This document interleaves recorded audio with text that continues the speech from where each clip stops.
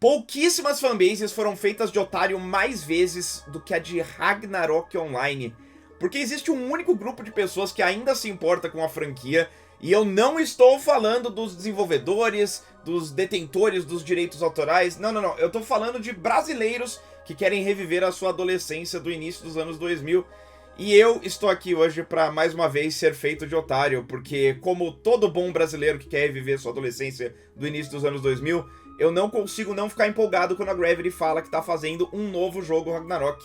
E dessa vez eles estão fazendo dois. Dois novos projetos da franquia foram anunciados pro G-Star, o maior evento de games da Coreia do Sul.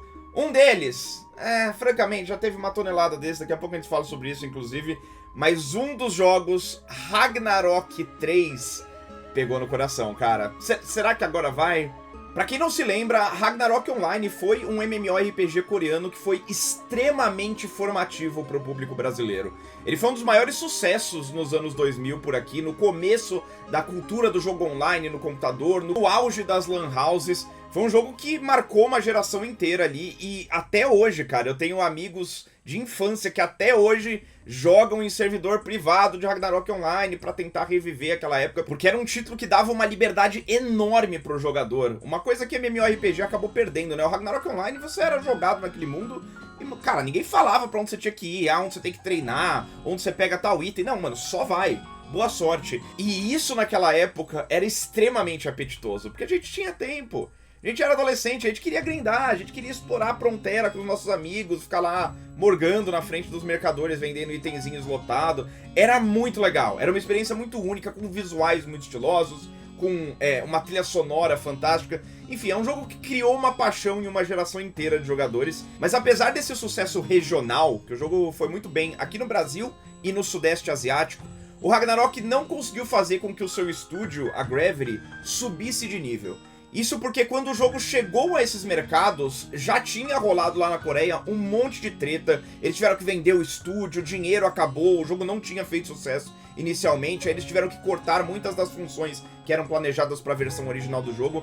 Então foi uma coisa meio truncada, eles receberam um sucesso tardio, até conseguiram montar um time ali pra fazer conteúdo pós-lançamento ali, o jogo até hoje recebe conteúdo novo, mas sempre foi uma coisa meio na banguela, né, eles nunca conseguiram consolidar esse sucesso, por vários motivos, né, primeiro você tinha a fragmentação da coisa, de que cada região do mundo tinha um servidor diferente, com timelines diferentes de lançamento de novo conteúdo, era meio que uma bagunça. E também tinha o fato de que o modelo de monetização free-to-play, que a gente já tá acostumado hoje em dia, não era tão comum na época, né? Então eles não sabiam direito como monetizar aquele jogo. Primeiro tinha assinatura, depois mudou pra um negócio de cash, o jogo não era feito pra computar essa coisa de cash. Então foi um jogo que nunca deu 100% certo. Apesar de morar no nosso coração, ele nunca fez todo o dinheiro que a Gravity esperava que ele fizesse. E aí, por isso, a Gravity passou basicamente os últimos 20 anos tentando recapturar esse sucesso, lançando uma tonelada de joguinho tosco de Ragnarok, um pior que o outro e sem nenhuma consistência. A impressão que fica é que basicamente qualquer empresa que bate lá na porta da Gravity falando, a gente quer lançar um Ragnarok novo, eles simplesmente dão a licença na mão dessa galera e desejam boa sorte, e é isso aí. E aí o resultado é que, cara, a gente tem uma tonelada de joguinhos Ragnarok hoje disponíveis no mercado. Nenhum deles é verdadeiramente bom, todos eles tentam meio que pegar a galera pela nostalgia. Aqui no Brasil a gente tem o Ragnarok Eternal Love, que é de uma empresa, e tem também o Ragnarok Origin, que é meio parecido, mas é de outra empresa. Lá fora a gente tem o Ragnarok Begins, que não é o Origin, tem o Origin e tem o Begins, são dois jogos diferentes de empresas diferentes. Tem o Begins, tem o Ragnarok X Next Generation, que também é um outro super toscão lá. E a gente chegou a ter duas sequências numeradas mesmo, né? A gente teve o Ragnarok 2 The Gate of the World, que teve um beta por alguns anos, mas ele fechou, eles cancelaram o desenvolvimento daquela versão do jogo. E depois teve o Ragnarok 2 Legend of the Second, que também foi lançado um pouquinho depois e, se eu não me engano, não existem mais servidores desse jogo ativo em nenhum lugar além da Coreia do Sul. Então, cara, foram vários experimentos, vários bem bolados, esquisitos. Eles sempre pegam a estética do jogo, tentam recriar alguns elementos na nostalgia, só que sempre com uma monetização bizarra. Alguns desses jogos são auto-battler, que você nem precisa jogar direito, você só larga lá e ele fica fazendo as coisas por conta própria. Nenhum deles conseguiu recapturar a magia do Ragnarok Online. E agora eles estão tentando de novo, e eu vou falar dos novos jogos. Cara, o primeiro, que sinceramente eu já descarto de imediato porque não parece muito legal, é um chamado Project Abyss Next Ragnarok, que se passa no mundo que a gente conhece, mas claramente tá tentando ser um Genshin de Ragnarok. A maneira como eles descrevem o jogo e as imagens já divulgadas deixam bem claro que a ideia é aquela coisa de mundo aberto focado em exploração mesmo, que é o que a gente tem em Genshin, só que com elementos de Ragnarok. O vídeo, supostamente, é de uma versão bem preliminar do jogo, a ideia é que o lançamento seja muito lá na frente, o que explica as animações meio tosquinhas de combate, mas considerando o dinheiro que você precisa ter pra fazer um jogo no estilo Genshin rodar direito e por muito tempo, é muito difícil de acreditar que a Gravity vai ter esses recursos pra fazer com que esse jogo se torne um sucesso. Então, esse aqui, francamente, eu já descartaria. Só que tem o outro, que foi o que me motivou a criar esse vídeo aqui, e que é o primeiro projeto desse estilo, tirando o Tree of Savior, que me faz pensar que talvez a magia de Ragnarok Online esteja de volta.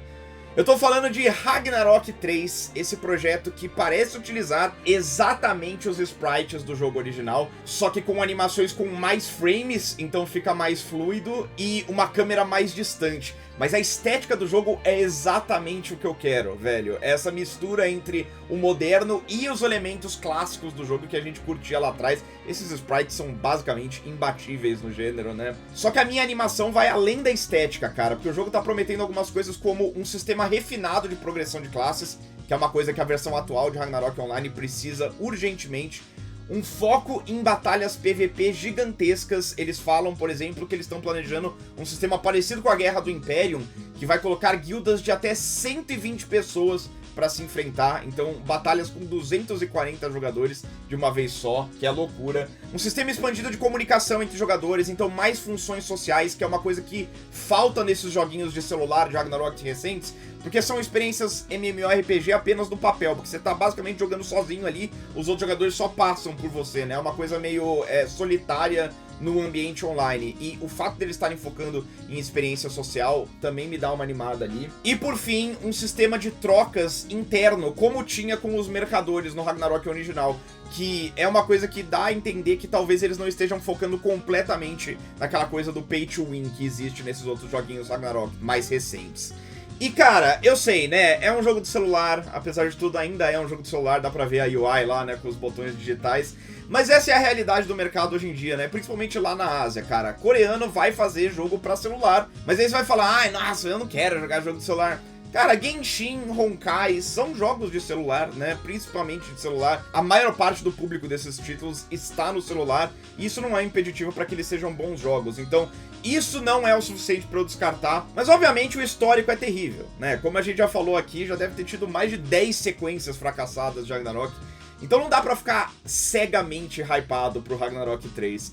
Só que, cara, é difícil resistir. É difícil resistir. O fato de que esse jogo é numerado, diferente de todos os outros, o fato da estética dele ser exatamente o que eu quero de um Ragnarok modernizado, eles parecem saber o que estão fazendo, pelo menos pra me tentar. Não sei se eles sabem o que eles estão fazendo com o jogo em si, mas na apresentação desse projeto, eles definitivamente sabem o que eles estão fazendo. Eles estão mexendo com o meu coração. Mas como eu disse, a gente ainda não tem muitos detalhes desses dois novos projetos. Mais informações devem aparecer ao longo dessa semana, no que a G-Star começa lá na Coreia do Sul, e aí a gente talvez traga um vídeo mais completinho aqui dele no futuro próximo. Nada de data, nenhuma promessa de plataforma. A gente sabe que vai ter pra celular, mas a gente não sabe se vai sair pra PC também. Enfim, imagino que eles devam planejar pra PC também, porque alguns desses outros jogos mobile de Ragnarok também tem versões nativas pra PC. Mas enfim, conceito apresentado, eu vou ficar de olho. Fique de olho aí você também na sua casa, você que também é um brasileiro que quer reviver sua adolescência no início dos anos 2000. E boa sorte pra nós, cara. Muito obrigado por acompanhar o conteúdo por aqui. apoia.c/tvph se quiser financiar diretamente o trabalho. E a gente se vê na próxima. Que seja bom, cara, por favor.